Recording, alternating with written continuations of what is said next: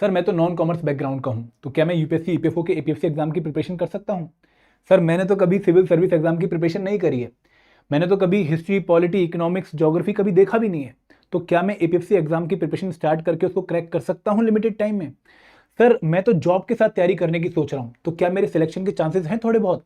क्या मैं उन लोगों से compete कर पाऊंगा जो लोग फुल टाइम इन एग्जाम्स की प्रिपरेशन कर रहे हैं? तो आपके मन में ऐसे बहुत सारे सवाल होंगे जो आप लोगों को एपीएफसी एग्जाम की फुल फ्लेज्ड प्रिपरेशन करने से रोक रहे होंगे, जिनका आंसर हम यहाँ पर ढूंढने की कोशिश करेंगे इन वीडियो में। इस वीडियो में मैं आप लोगों को पुराने जो सिलेक्टेड स्टूडेंट हैं 2023 के एपीएफसी एग्जाम के, उनकी प्रोफाइल बताऊंगा और आप लोगों को इन क्वेश्चंस का आंसर दूंगा विद वैलिड प्रूफ कि देखो अगर ये लोग कर सकते हैं तो आप लोग भी इन एग्जाम्स को क्वालिफाई कर सकते हैं। लेकिन आगे बढ़ने से पहले मैं आप लोगों से रिक्वेस्ट करूंगा कि अगर आप लोग एपीएफसी एग्जाम की इंफॉर्मेशन जानना चाहते हैं कि भाई इस एग्जाम के बारे में कौन कौन सी बातें आपको पता होनी चाहिए, तो आपके पास हमारी कंप्रेहेंसिव गाइड बुक पक्का होनी चाहिए, क्योंकि यहां पर आपको सबसे इंपॉर्टेंट डिकोडेड सिलेबस मिलेगा, जहां पर आपको पता लगेगा भाई एक्चुअली मुझे इस एग्जाम के लिए रीड क्या करना है। फिर आपको दोस्तों पता लगेगा सॉल्व पीवाईक्यूज के बारे में, जो आप यहां से डाउनलोड कर सकते हैं। और सॉल्व पीवाईक्यूज एक बहुत ही इंपॉर्टेंट रिसोर्स है हमारी प्रिपरेशन का, क्योंकि वो हमें बताते हैं कि भाई एक्चुअल एग्जाम रिक्वायरमेंट क्या है। एंड दोस्तों यहाँ पर आपको एक प्रिपरेशन स्ट्रेटेजी भी मिलेगी, जिसको फॉलो करके आप एपीएफसी एग्जाम की एक बहुत अच्छी तैयारी कर सकते हैं। ये जो गाइड बुक है ये आपके लिए टोटली फ्री है, लिंक इस वीडियो के डिस्क्रिप्शन में दिया गया है। दोस्तों अब उन सवालों के आंसर जानने की कोशिश करते हैं कि भाई अगर हम नॉन कॉमर्स बैकग्राउंड के हैं, अगर हम वर्किंग प्रोफेशनल हैं, तो हमारे सिलेक्शन के चांसेस हैं भी या नहीं है? क्या इन बैकग्राउंड के लोगों का पहले पास्ट में सिलेक्शन हुआ है या नहीं हुआ है? ये वीडियो हम अब स्टार्ट करते हैं। तो दोस्तों यहाँ पे जो हम चीज़ें कवर करने वाले हैं मैं वन बाय वन आपको बताता हूँ। इस सेशन में हम 159 के 159 स्टूडेंट्स को जो है स्टडी करने वाले नहीं है, क्योंकि हमारे पास उतने लोगों का डाटा नहीं है। हमारे पास 53 लोगों का जो है डाटा था, उस डाटा के बेसिस पे मैंने प्रेजेंटेशन जो है प्रिपेयर करी है, और उन 53 बच्चों की प्रोफाइल से हम इन क्वेश्चंस के आंसर जो है ढूंढने की कोशिश करेंगे। हमारे क्वेश्चन में एक बार रिपीट कर देता हूं। हमारा पहला क्वेश्चन था कि भाई I am from non commerce background, मैंने कभी अकाउंटेंसी नहीं पढ़ी है, ठीक है, ऑडिटिंग मैंने कभी नहीं पढ़ी है, तो क्या ये एग्जाम में क्रैक कर सकता हूं without the prior knowledge of those component जो कि कॉमर्स फील्ड से बिलोंग करते हैं? सेकंड मेरा क्वेश्चन क्या था कि सर मैं वर्किंग प्रोफेशनल हूं, मेरे पास बहुत ही लिमिटेड टाइम है प्रिपरेशन का, तो क्या ये एग्जाम में जो है प्रिपेयर करके क्वालिफाई कर सकता हूं? क्या पहले कभी कुछ ऐसे लोग क्वालिफाई हुए इस एग्जाम में जिनका जो है जॉब के साथ जिन्होंने प्रिपरेशन किया हो?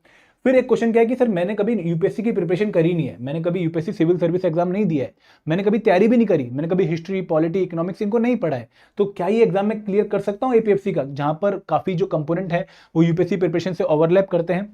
फिर को डाउट क्या आता है कि सर मैं 30 की एज क्रॉस कर चुका हूं, ठीक है, मैं काफी पहले ग्रेजुएशन मैंने कंप्लीट करी थी, अब तो काफी टाइम हो गया पढ़े हुए, तो क्या अगेन मैं प्रिपेयर करके एग्जाम क्वालिफाई कर सकता हूं? तो सर इन क्वेश्चन के आंसर अब हम ढूंढते हैं वन बाय वन। सबसे पहले हम बात करते हैं एजुकेशनल बैकग्राउंड की। देखिए काफी लोगों को ऐसा लगता है कि भाई एपीएफसी एग्जाम में कुछ कंपोनेंट ऐसे हैं जो कि कॉमर्स बैकग्राउंड के, तो शायद कॉमर्स की नॉलेज यहां पर चाहिए होगी अगर आप इन एग्जाम को क्वालिफाई करना चाहते हैं। बट अगर आप इन 53 स्टूडेंट के ग्रेजुएशन प्रोफाइल को देखेंगे तो आपको एक बहुत क्लियर कट आंसर मिलेगा कि भाई इनमें से बहुत कम लोग जिन्होंने एग्जाम क्वालिफाई किया है कॉमर्स बैकग्राउंड के थे। हमारे पास जो 53 बच्चे हैं उनमें से सिर्फ 3 बच्चे ऐसे हैं, आप सरप्राइज होंगे मुझे लगता है, बट सिर्फ 3 बच्चे ऐसे हैं जिनका कॉमर्स बैकग्राउंड था। बाकी जो बच्चे हैं बीए बैकग्राउंड के, बीएससी बैकग्राउंड के, बीटेक बैकग्राउंड के, मैक्सिमम जो बच्चे थे वो तो बीटेक बैकग्राउंड के 23 बच्चे जो है बीटेक बैकग्राउंड के हैं, बीए के 12 बच्चे हैं और बीएससी बैकग्राउंड के 15 बच्चे हैं। तो 53 में से सिर्फ 3 बच्चे, मतलब ये बहुत ही कम परसेंटेज, लेस देन 1% बच्चा ऐसा है, लेस देन 10% बच्चा ऐसा है जो कि आपका बीकॉम फील्ड से बिलोंग करता है। तो यहां पर आप लोगों को इससे मोटिवेशन मिलनी चाहिए कि भाई कॉमर्स वाले बच्चों का इस एग्जाम में सिलेक्शन होना ये कोई थंब रूल नहीं है, और ना ही पास में ऐसा हुआ है। तो अगर मैं नॉन कॉमर्स बैकग्राउंड का भी हूं तो मैं अच्छी मेहनत करके अच्छे एफर्ट डाल के इस एग्जाम को क्वालिफाई कर सकता हूं। ये लेसन आप लोगों को क्लियरली यहां से मिल गया होगा। तो मैं एक और बात आप लोगों को यहां पर बताना चाहूंगा कि काफी बच्चों को ऐसा लगता है कि सर अगर मैं आईआईटी से हूं, अगर मैं एनआईटी से हूं, या फिर मैं एम्स से हूं, अगर मैं बहुत अच्छे कॉलेज से हूं, तो शायद इस एग्जाम में मैं अच्छा परफॉर्म कर सकता हूं, इस एग्जाम को जल्दी क्वालिफाई कर सकता हूं, इजीली क्वालिफाई कर सकता हूं। दोस्तों ऐसा भी कोई रूल नहीं है। मैंने इन बच्चों की प्रोफाइल अच्छे से स्टडी करी है, इन लोगों ने हमारे पास मॉक इंटरव्यू दिए थे या फिर हमारे कोर्सेज में एनरोल्ड थे। तो इन बच्चों के कॉलेजेस बहुत ही नॉर्मल कॉलेजेस हैं, बहुत हाई फाई कॉलेजेस नहीं है। तो अगेन आपका पास्ट उतना मैटर नहीं करता, आप आगे कितनी मेहनत करने के लिए रेडी हैं, कितने एफर्ट डालने के लिए रेडी हैं, वो डिसाइड करेगा कि भाई आपकी सिलेक्शन होगी या नहीं होगी। तो अपना पास्ट बैगेज करिए मत करिए, एक कॉन्फिडेंस करिए कि भाई अब मैं बहुत मेहनत करूंगा, अपने पूरे एफर्ट डालूंगा और इस बार एग्जाम क्रैक करूंगा। तो यहां पे इस पर्टिकुलर स्लाइड पे आपको 2 क्वेश्चन के आंसर मिले। पहला आंसर क्या था कि भाई कॉमर्स बैकग्राउंड होना जरूरी नहीं है इस एग्जाम को क्वालिफाई करने के लिए, और दूसरा आंसर आप लोगों को क्या मिला कि अच्छा कॉलेज बीटेक या बीए के टाइम पर होना वो भी मैटर नहीं करता, हमारी सिलेक्शन का वो इंपॉर्टेंट पैरामीटर नहीं है। आगे बढ़ते हैं, एक और चीज कवर करते हैं भाई यूपीएससी बैकग्राउंड वाले कितने थे। तो यूपीएससी बैकग्राउंड वाले भी मैं आपको पहले ब्रॉड नंबर बताता हूं कि यूपीएससी सीएससी एग्जाम कितने लोगों ने दिया था और कितने लोगों ने नहीं दिया था। तो यहां पर आउट ऑफ 53 31 लोग ऐसे थे जो कि यूपीएससी बैकग्राउंड से बिलोंग करते थे और 22 लोग ऐसे जो कि नॉन यूपीएससी बैकग्राउंड के हैं। तो अराउंड 42% बच्चे हमारे पास ऐसे थे जो कि 53 में से नॉन यूपीएससी बैकग्राउंड के थे, जिनका कोई पास्ट यूपीएससी जो है बैगेज नहीं था, जिन्होंने कभी यूपीएससी एग्जाम की प्रिपरेशन नहीं करी है, जिन्होंने एपीएससी एग्जाम को पहली बार जो है डील किया है विदाउट एनी यूपीएससी प्रिपरेशन और इस एग्जाम को क्वालिफाई किया है। तो दोस्तों अगेन अगर ये लोग कर सकते हैं, 22 लोग कर सकते हैं आउट ऑफ 53 इस एग्जाम को qualify without prior preparation of UPSC exam, तो आप लोग भी कर सकते हैं। सिविल सर्विस एग्जाम की प्रिपरेशन अगर आप लोगों ने कर रखी है तो आपको एडवांटेज देगा, लेकिन वो एडवांटेज बहुत कम बच्चे उठा पाते हैं। अगर आप यूपीएससी सिविल सर्विस एग्जाम में देखो, लगभग 4 लाख लोग हर बार एग्जाम देने जाते हैं, फॉर्म ज्यादा लोग भरते हैं लेकिन इतने लोग लगभग पेपर देने जाते हैं। इनमें से अगर आप सीरियस कैंडिडेट को निकालो तो हार्डली 5% बच्चे ऐसे होते हैं जो कि बहुत मेहनती या फिर बहुत सिंसियरिटी के साथ तैयारी कर रहे होते हैं यूपीएससी सीएससी एग्जाम की। तो आपका जो कंपटीशन है ना वो लगभग 20,000 बच्चे बचे केवल, ना कि 4 लाख लोग। तो 3,80,000 लोगों से आपका कंपटीशन नहीं है, आपका कंपटीशन सिर्फ 20,000 लोगों से है। तो आपको उनकी फिक्र होनी चाहिए, आपको उनका लेवल मेंटेन करने के लिए प्रिपरेशन करनी चाहिए। और ये प्रिपरेशन आप जो है एक स्क्रैच से भी स्टार्ट करके कर सकते हो, ऐसा नहीं है कि भाई आपको पहले वो प्रिपरेशन होनी चाहिए थी। हाँ, यहां पर एक पॉइंट बहुत इंपॉर्टेंट है कि क्योंकि यूपीएससी ईपीएफओ के एपीएफसी एग्जाम का सिलेबस बहुत वास्ट है, तो ऐसे लोगों ने कहीं ना कहीं प्रिपरेशन को अर्ली स्टार्ट किया होगा। इन्होंने सिर्फ नोटिफिकेशन के बाद प्रिपेयर करके एग्जाम नहीं फोड़ा होगा, वो बहुत ही मुश्किल टास्क है। क्योंकि अगर आपने पहले कभी जीएस नहीं पढ़ा है, पहले कभी क्यूआरए नहीं पढ़ा है और सिर्फ 127 दिनों में इन सब कंपोनेंट को पढ़ के आप एग्जाम निकाल लो, तो ये बहुत ही विचित्र एक घटना होगी, जो कि एक्सेप्शन है ना कि कोई रूल है। तो यहां पर आप लोगों ने ध्यान रखना है कि अगर आप लोगों का नॉन यूपीएससी बैकग्राउंड है तो आपको अर्ली स्टार्ट करना पड़ेगा, ताकि आप इनके लेवल पे आके फिर अपने आप को कंपटीशन में एक लेवल प्लेइंग फील्ड पे जो है उतार पाओ। तो यहां पे ध्यान रखिएगा कि अगर आप नॉन यूपीएससी बैकग्राउंड वाले हैं तो आपके सिलेक्शन के चांसेस हैं, बट इस केस में आपको प्रिपरेशन को अच्छे से प्लान करना पड़ेगा और कहीं ना कहीं नोटिफिकेशन से पहले ही अपनी प्रिपरेशन को स्टार्ट करना पड़ेगा। तो अगर हम यूपीएससी एस्पिरेंट्स की बात भी करें तो यूपीएससी एस्पिरेंट में भी हमें डिफरेंट कैटेगरी देखने को मिलती है। लगभग 10 बच्चे ऐसे थे जिन्होंने सिर्फ यूपीएससी का एक ही अटेम्प्ट दिया था अभी तक।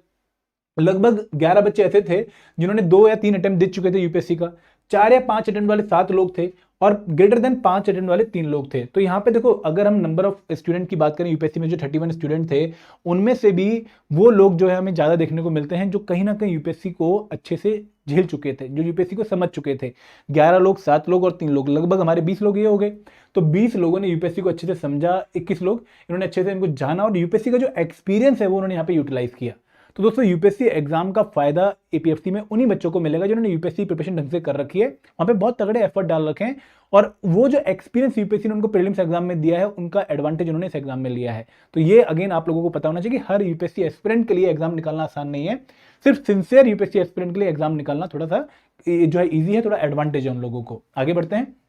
अब दोस्तों एक और बात करते हैं कि वर्किंग वर्सेस नॉन वर्किंग कितने थे। देखो, आप में से काफी लोग ये जानना चाह रहे थे कि सर हम जॉब के साथ इस एग्जाम को क्वालिफाई कर सकते हैं नहीं कर सकते हैं। तो लास्ट टाइम 53 में से 23 लोग ऐसे थे जो कि वर्किंग थे और 30 लोग ऐसे थे जो कि नॉन वर्किंग थे। तो अगर मैं परसेंटेज की बात करूं तो लगभग 44% बच्चे ऐसे हैं जिन्होंने विद जॉब इस एग्जाम को क्वालिफाई किया। और यहाँ पर रैंक 1 सचिव नारा सर जॉब के साथ तैयारी कर रहे थे, पूनम चावला मैम जो है जॉब के साथ तैयारी कर रही थी, निशांत ओझा सर जॉब के साथ तैयारी कर रहे थे। तो देखो, जॉब के साथ तैयारी करके लोगों ने एग्जाम निकाला है, बट अगेन ये कोई ऐसा रूल नहीं है कि भाई आप भी निकाल लोगे, आपको मेहनत करनी पड़ेगी। इन लोगों ने बहुत मेहनत करी, इन लोगों ने बहुत एक्स्ट्रा एफर्ट डालने, इन्होंने कहीं ना कहीं प्रिपरेशन को बिफोर नोटिफिकेशन प्लान कर लिया था और काफी अच्छे से उस प्लान को एग्जीक्यूट किया है। इन्होंने डेली कंसिस्टेंसी के साथ 5 से 6 घंटे प्रिपरेशन करी है। तो देखो, सिर्फ ये सोचने से कि भाई जॉब वाले बच्चे हो रहे मैं भी हो जाऊंगा, नहीं, आपको उनकी तरह बाकी चीजों को भी मैनेज करना पड़ेगा, आपको बाकी प्रिपरेशन का लेवल उनकी तरह बनाना पड़ेगा, तब जाकर आप वो चांसेस होल्ड करेंगे सिलेक्शन के।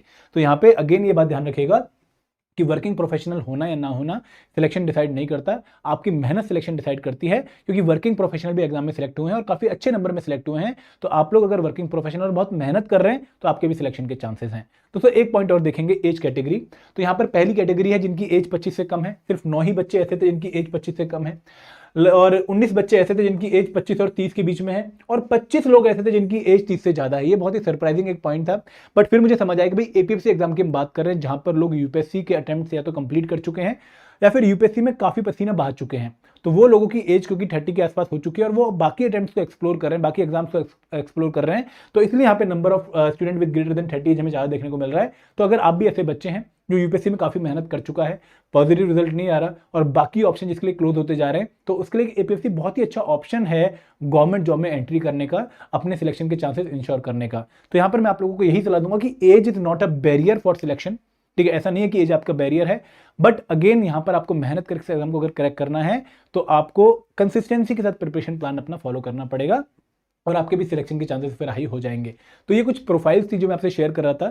ठीक है, डिफरेंट नंबर्स में आपसे शेयर कर रहा था ताकि आप लोगों को एक आइडिया मिले, एक मोटिवेशन मिले कि भाई हाँ, मेरी तरीके के लोग सिलेक्ट होते हैं और अगर वो सिलेक्ट हुए हैं तो मैं भी सिलेक्ट हो सकता हूँ। तो इससे आपको क्लैरिटी मिलेगी, आई होप। ठीक है, अगर आप इस एग्जाम की प्रिपरेशन कर रहे हैं, देखो सेल्फ स्टडी से एग्जाम क्रैक हो सकता है, पूरे चांसेस हैं।